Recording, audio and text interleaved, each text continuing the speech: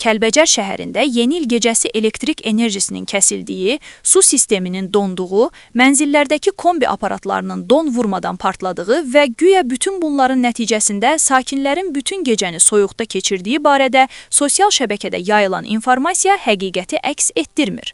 Musavat.com məlumat verir ki, bu haqda Musavat.com-un əməkdaşına Kəlbəcər rayonunda bərpa, tikinti və idarə etmə xidmətinin İctimaiyyətlə Əlaqələr şöbəsinin müdiri Nuranə Babayeva bildirib. Nuranə Babayeva bildirib ki, səhərə yaxın elektrik enerjisinin verilişində bir neçə dəqiqəlik kəsinti olub, lakin dərhalda elektrik verilişi bərpa edilib. Hazırda rayona elektrik enerjisi tam verilir. Şaxta nəticəsində isə cəmi bir mənzilin kombi aparatı sıradan çıxıb. Həmin mənzildə bu gecə ailə olmayıb. Mənzil sahibi səhər evə gələndə görüb ki, kombi sıradan çıxıb. Kombi ilə bağlı texniki təlimatlara uyğun işləri mənzil sahibi aparmadığı üçün həmin sakinin evində belə bir hal yaşanıb. Binaların fasiləsiz su təminatı hər gün olduğu kimi bu gecə də davam edib və hazırda bütün mənzillər su ilə təmin olunur.